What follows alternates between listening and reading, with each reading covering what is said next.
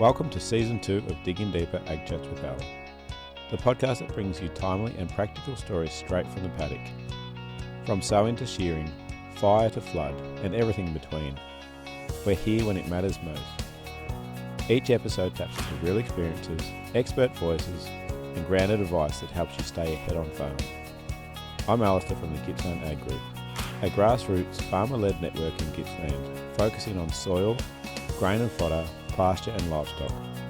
We're here to support producers in building resilient and profitable enterprises across our region. So let's dig in. Welcome everyone to Digging Deeper. We have another special guest in with us today, and that is Lily McCole. How you going, Lily? Good, how are you? Not too bad. Now, straight off the bat, I'll say you're a reluctant guest here today. Yeah. But we appreciate you coming in. Thank you. So the reason that you're in, apart from the story you're going to tell us, is you actually recently ran an event for us, which we'll talk about later. Did a fantastic job, and you've actually gone viral on social media. And so we actually want to jump. Say that. Well, I think last night I checked, you're up to over 200,000 views, I think. So I think it's reached America for whatever reason, but it's just very random. Yeah. Right? Well, briefly just tell us why you did go viral on social media. Oh, it's just recapping of the Youth Agritech Expo and how it went. Yeah, which you ran, didn't you? Which I ran this year, about a week ago. So I was just talking about that, and it just went viral sort of a little bit. I don't know if you'd say viral, but yeah. Well, 200,000 views and counting is viral in my account, and so we thought we'll jump on the bandwagon and strike while the iron get you on, because you've also got an interesting story in its own right, and we'll talk about that Agritech Expo a little bit later on. But firstly, tell us where you're from and what growing up on the family farm was like. So I'm from Swiss Creek, and I really enjoyed growing up on the farm and just being outside every day, being with animals. You spend a lot of time around animals growing up when you live on a farm. What animals do you guys run up there? So mainly sheep, and we have a few cows as well, but mainly sheep. And we're just sort of more gone to crossbreds. So growing up, I remember we used to have a lot of merinos, but now switched more to crossbreds. Do you know the reason why the family made the decision? Yeah, wool prices just they've gone down a lot. So just the effort in employing people and the effort it takes at shearing time and stuff like that, it's just not really viable at the moment to have a lot of merinos, because you just don't get enough profit from the amount of work that you put into them. So, yeah. Yeah, and how many sheep do you guys run up there roughly? Roughly around probably 3,000. Yep. That's very rough. So we've got property in Brookville, and then we've got another property off the highway past Swiss Creek, and the one at Brookville is about 700 acres, and the other one we call Carroll's is about 600 acres. So, and then at home where we live, we've got about 100 acres of river flats where we live, which is in Casslis, and then Mum and Dad lease a fair bit of land as well around the area. So that farm you called the home farm, have you grown up there your whole life, or is that? Yeah. Yep. Yeah. And so tell us a key memory of growing up in, what do you call it, Casslis? Yeah. Well, my key memory, I'd say, from the farm, it's probably when we did shearing time at my grandparents' farm. So not really, it is still at Casslis, because we just live down the road from them, and all my cousins coming up and running around eating all the stuff, and then running out of the shearing shed and not having to do any work. That's probably one of my key memories that all me and my cousins remember, is just the shearing time in the spring. As soon as it hits spring, you remember, just reminds you of shearing time. So, yeah. And I got a lot of memories from the farm, just being around animals, lots of dogs and horses. We've had special dogs, along the way. So, yeah, we've always had a lot of dogs. Mainly working dogs or pets as well? Oh, we've got a few pets, but we've got about probably 8 working dogs as well. So, yeah. Yeah. Too many. Yeah, and you ride, do you, as well? Yeah. So, I've ridden my whole life.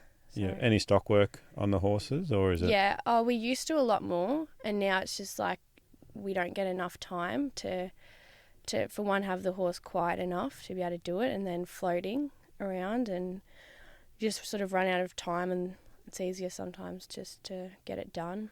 But yeah, I used to do a lot of stock work on the horse and droving sheep and cattle.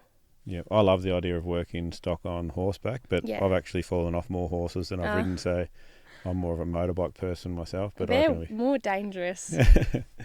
Nice one.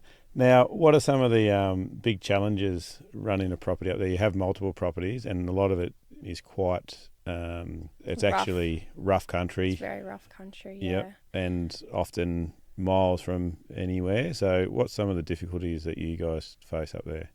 Mustering's normally a pretty big job, and luckily my parents, especially my mum's, been brought up in that country, so she knows what it's like, but it's very different from mustering around the flatter country. And you need a dog that can be able to get a sort of like a mob of 3 sheep out of the bush and be able to do that, which not many dogs can. So you got to have a good dog, and you got to know the country and know sort of where the sheep camp and what times to go out and to muster, because quite a lot the sheep will be hiding in the bush and living there, and then they go wild and they're hard to catch them. But yeah, just having the rough country, it's a lot different from farming to down here, and you got to do things differently. You got to have easy doing animals as well. So yeah, what's a typical day look like when you're mustering, bringing sheep down? a lot of walking. Oh, really? Yeah. So my mum mainly, she'll walk anywhere, and I try not to as much. I try to drive and then walk, but she'll walk anywhere. She'll walk the whole way, and she won't drive with Dad if it's steep. Dad drives pretty much anywhere, places he shouldn't, but she won't. So she'll just walk. And yeah, if we're using the horses as well, because they can go anywhere. They can go places that obviously a motorbike or a buggy or a car can't really go. So they're very suitable in our country. Yeah, that'll be quieter too a lot of the time, I guess, too. Then. Yeah. So you guys not only run commercial sheep, but you've got a little stud you've started up recently. Oh, how many years have you been doing that first? And then what type of stud is it? So we've been having the sales for, this will be the 3rd year now. And before that, they've been doing it for probably longer than I can remember, just starting off with the breeding side of things and selective breeding. For themselves, like rams for themselves? Yeah, for themselves, and then started sort of selling them in the paddock to other farmers around the area that were interested, and then we just had a lot of interest, so decided to start up a sale, which has been pretty good for the last 3 years. Yep. Now those rams, am I right in saying that they're a white Suffolk Southdown cross? Yeah, so they're white Suffolk Southdown crossed. We mainly have white Suffolks, but we have a few mixes because the Southdowns are pretty chunky little rams. So they look like little pigs with hair on them. Yeah, they're very different looking, but a lot of people like the Southdowns because they're quite smaller, so they can put on fat and muscle quite easily, and then mix with the Southdown sort of takes out if the Southdowns can be too big and not easy doing enough for especially our country. So they're just sort of bred for country like around where we live, and so they're commercial, so we don't breed them for other studs to buy. They're bred pretty much for fat lambs. Yeah. And for people around the area or people from wherever, if they're interested in selling fat lambs and getting them sort of having them easy doing, and they can put on fat quicker and get them out to the sale and not have them around for ages. Yep, they finish off really quickly. Don't always grow as tall as some of the other breeds, but they definitely finish very quickly. Yeah, and they're sort of bred as well to be just not having to pull a lot of lambs, try and breed them so they don't have trouble with their feet, and we've had pretty good feedback so far from people who have bought them. So yeah, it will be interesting to see, because I was talking to your dad the other day, and he's interested in putting some lambs in the Gips lamb trial that's coming up here at the research farm, and so if anyone is interested, there should be a group of 10 of those little critters running around late spring, summertime. Yeah, we have just had genomic testing done as well for some figures, which we haven't had before because it's more of a commercial thing, not a stud thing. But a lot of farmers like to see the figures as well, and it's just interesting for us to see it. So Yeah. And have you got those results back yet? no, that was just yesterday. Actually, Maddie came up and did that for us. Right. And so what's that process involving? So I think it's taking a blood sample of their DNA, Yeah. and testing it and seeing their genetics. Something we're in the process just on our farm of actually changing ram breeds just purely because we want to be able to pick from the ASBV genomics type. The place we were didn't provide that, so I think it's actually a really smart move to go across there, because as we learn more about it, it becomes more and more valuable in the industry. Yeah. Okay, now I don't know if people actually realise we didn't mention your age at the start, did we, Lily? No. How old are you? I'm 18. Yeah, so when I pulled up at work one day and there was a red P plate, I actually parked across the other side of the car park because I thought, crikey, I don't know. This person's only just started driving, but you're only very young, so what you've just come out of school, I'm assuming, last year, is that right? Yeah, last year, yeah. Yeah. Now, you go to Swiss Creek High School, is it called? Yeah. Do you have friends from down in town here? Yeah, I know a few people from down here. Yeah. Yeah, and so the question was going to be is, do you notice a difference between farm kids or kids that don't come from property? I think it just depends a bit on how you're raised, but I think a lot of the time farm kids are more hardworking. Not in all cases, but like I said, it depends how you're raised, but just, a lot of kids from the city especially don't have an understanding of things. And I'd say a big thing is they're not able to have a conversation with someone that's maybe older than them. They're sort of surrounded by their own friend group and only talk to people that are their own friend group. So for them, maybe starting in the workforce would be a bit of a change, where for me and my friends, you're sort of surrounded by people that aren't your own age your whole life because there's not many people around. Yeah, well, you mentioned before that your early memories of shearing the shearing shed with your cousins, and obviously there's shearers there and rousies and classes and all sorts, so you'd be rubbing shoulders with those guys from a very young age, I guess. So. Yeah. Do you ever feel like you're missing out by not living in a big city? Not really. I feel like they're missing out by not living where I live, to be honest. I do like shopping and all that kind of stuff, but I wouldn't be able to live in the city. I'm not a big fan of it, so not really. Yeah, well, half my siblings are in the city and I love going to visit them, but after about half a day I'm ready to breathe some clean air again. No more than 2 days, and I want to, Yeah, and it's so expensive down there too, I noticed. I always spend so much money. Even just to park a car, you have to pay money. So you grew up in Swiss Creek. Have you ever had a desire to spend more time around Australia or overseas? Yeah, I would like to travel overseas, definitely. But since, growing up on a farm, I sort of become a bit of a homebody and you're very attached to your animals and stuff. So I'd probably struggle too, but I definitely would love to go to America and Europe and travel outside of Australia. I know a lot of people say do Australia first and then go, but just to see other cultures would be really cool, I think. Yeah, well, we just got back from Vietnam, my first ever trip overseas, and it was mind-blowing actually going to another culture. So if you get the opportunity, I suggest you do. All right, so we'll move on back to the work side of things. I understand that you work in a few shearing teams or different sheds around the area. How did that all start off? Is it just because you were involved in shearing as a youngster?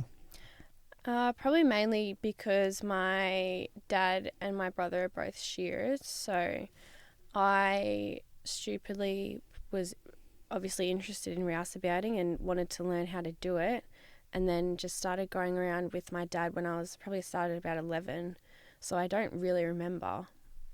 But, working for a few of my dad's friends and people that you've known since you're little, they give you an opportunity to start at their shed and teach you a little bit, and then it's just sort of went from there. And then people hear that you rouse about and ask you to go to their sheds because there's definitely not many rouseabouts around. So what's your favourite part about rousing?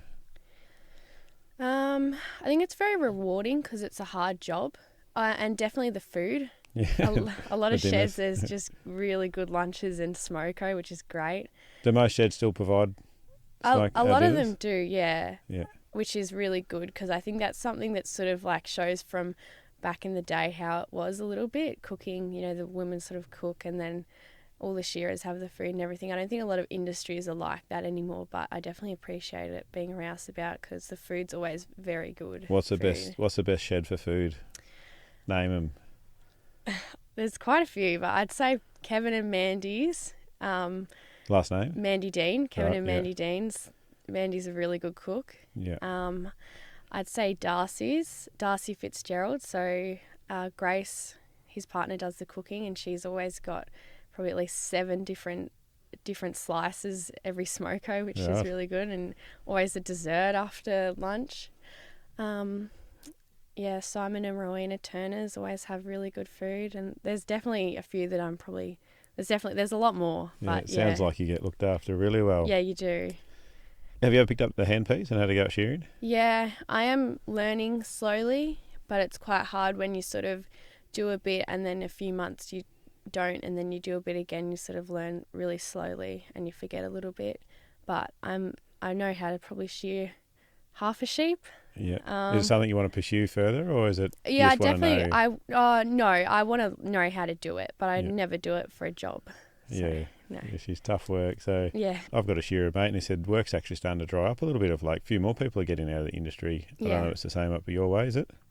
Yeah, because there's not many shearers, there's still a bit of work in the season, which is around now. Yep. But in the off season, there's no work, and there's definitely a lot of people have gotten out of sheep.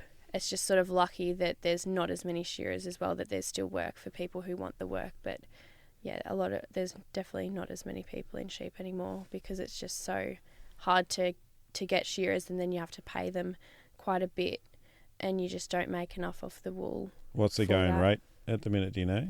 I think it's around $4.50. Oh, I could be wrong. Yeah, no, that's what I was paying last time I paid a shearer. So. Yeah. Now, this question will be interesting for your answer, but as a young female in a mostly male environment, have you faced many challenges in that industry? I haven't personally. Why do you think that is? I think because around where I am, everyone's just very supportive, and I've always been around people that are supportive. The shearing shed, as long as you're not lazy and you want to have a crack, they're always very nice and treat everyone very well. And yeah, I think I did work experience, and the people that I worked with were always so supportive and nice. And growing up, my mum was a farmer, so I never sort of thought of it as a male-dominated industry or thought that it's weird that I'm a girl in farming, because to me it's just normal. I think I've been very lucky because I've never really had anyone treat me differently because I'm a woman. I've seen a lot of people think it's good that you're doing what you're doing because you're a girl and support you. Yeah, it's good to hear.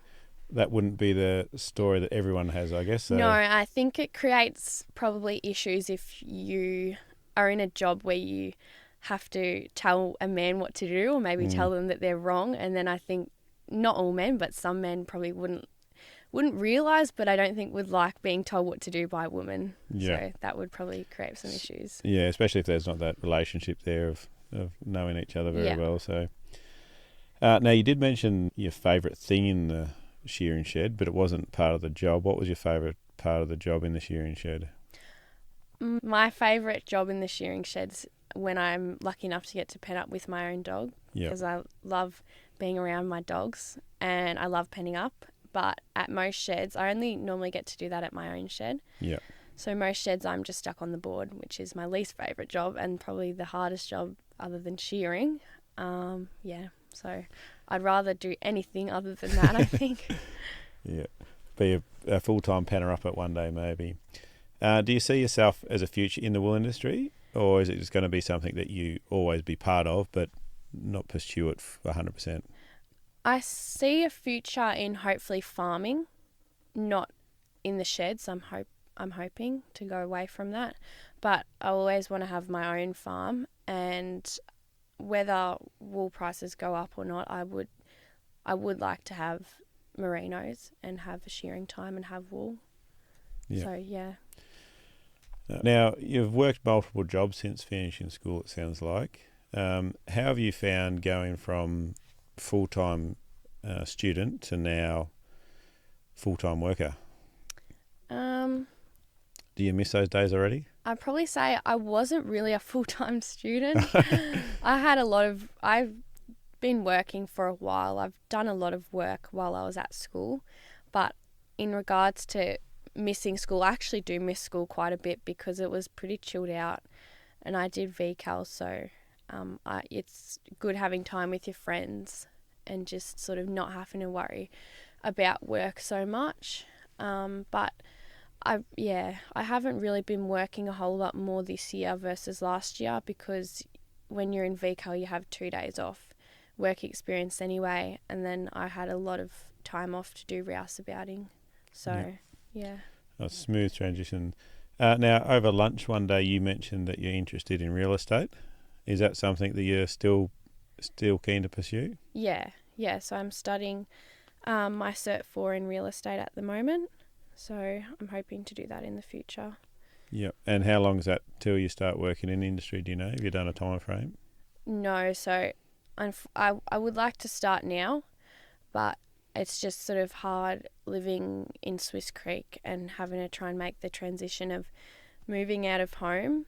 And that's sort of what's stopping me. And I'm not in a rush to get a full-time job for now because of that.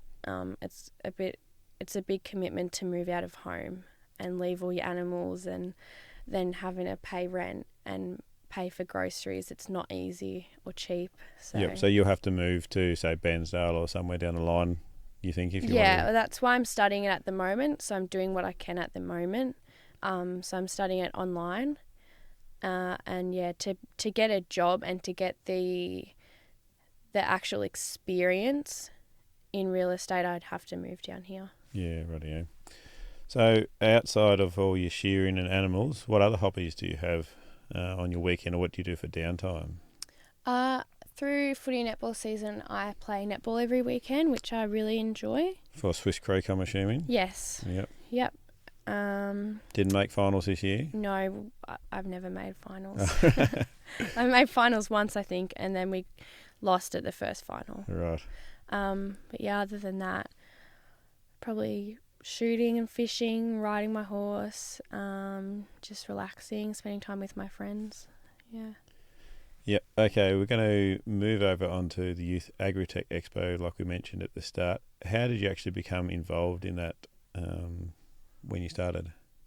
So I had a few people from Swiss Creek Futures mention it to me and mention that they think I'd be a good fit for it. So that's how I heard about it, and then I came down and did a job interview, and then I started, and sort of thought it'd be good to try something new and speak to new people and have a bit of a new experience, different to what I normally do. So what did you find about that experience? What did you realise things you didn't know, or was it pretty much what you were expecting? No, I definitely realised a lot of stuff I didn't know, and I wasn't really expecting anything coming into it. I think the main difference from this job to what I've been doing is the language, and how people speak is very different, and how people present themselves is very professional. And I struggled a lot with understanding maybe language that people use as well. Yeah, there's a lot of industry buzzwords, isn't there, that you got to learn. So there's a lot of fluff. Yeah, that's right. We won't tell some of those people that do like to use those fluffy words. Now, you had a mentor as well along the journey. They organised a mentor for you in Nat Jenkins. What was it like working with Nat? It was really good working with Nat. She's not very fluffy, is she? No, which I enjoy, and she's obviously very good at what she does and has a lot of experience in it. So having her helping me I wouldn't have had any idea what to do without her and a few other people's help. But I really liked working with her because she's very direct and to the point, and knows what she's doing. So yep. And she was always there when I needed help. If I needed to ask her a question or anything, she was always happy to help, which was good. Now, just talk a little bit about the actual expo. What was the main purpose of the expo, and what did the actual day look like?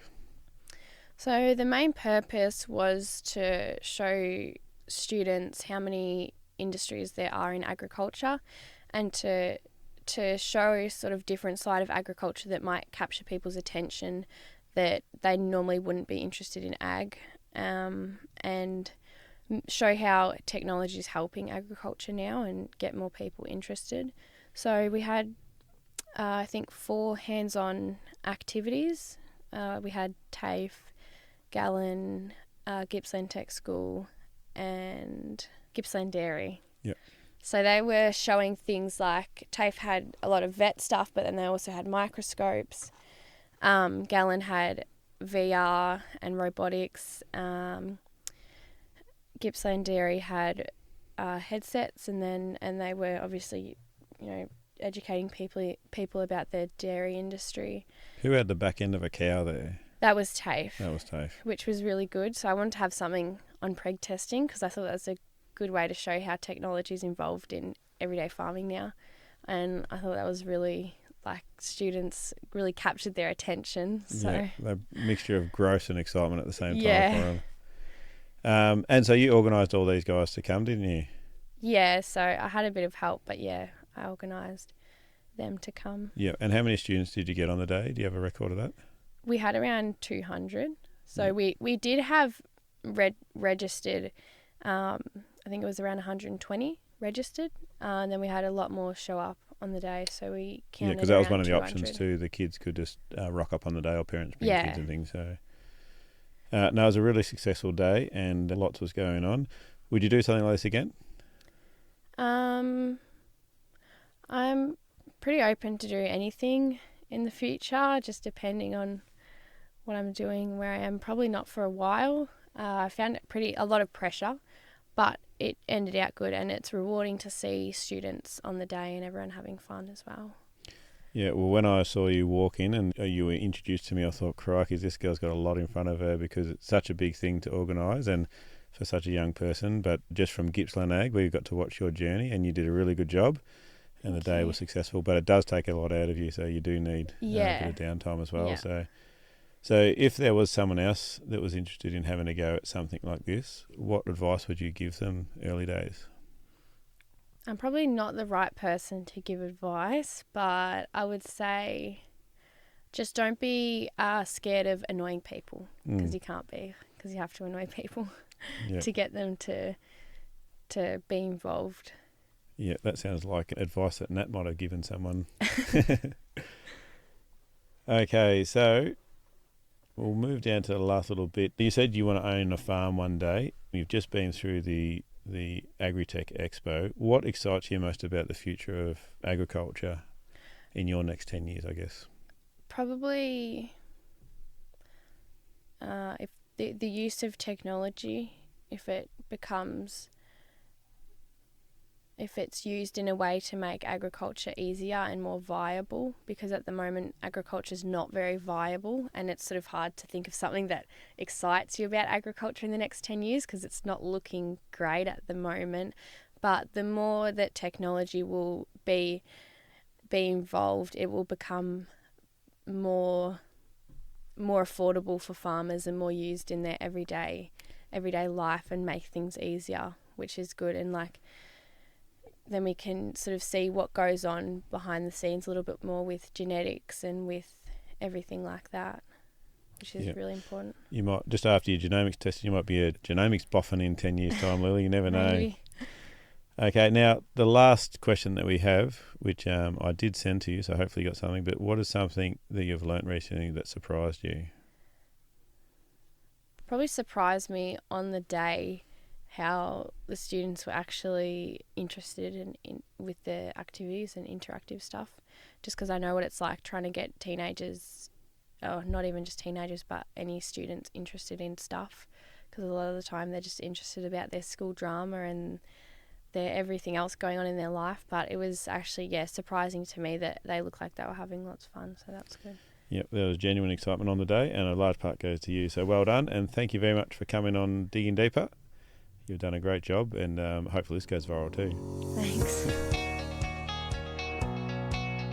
A big thank you for tuning in today. And remember, if you have a question about today's episode or a topic you'd like us to cover, reach out to one of our many platforms and join the conversation. We're here because of your passion and commitment to agriculture. Together, we can build a stronger farming future.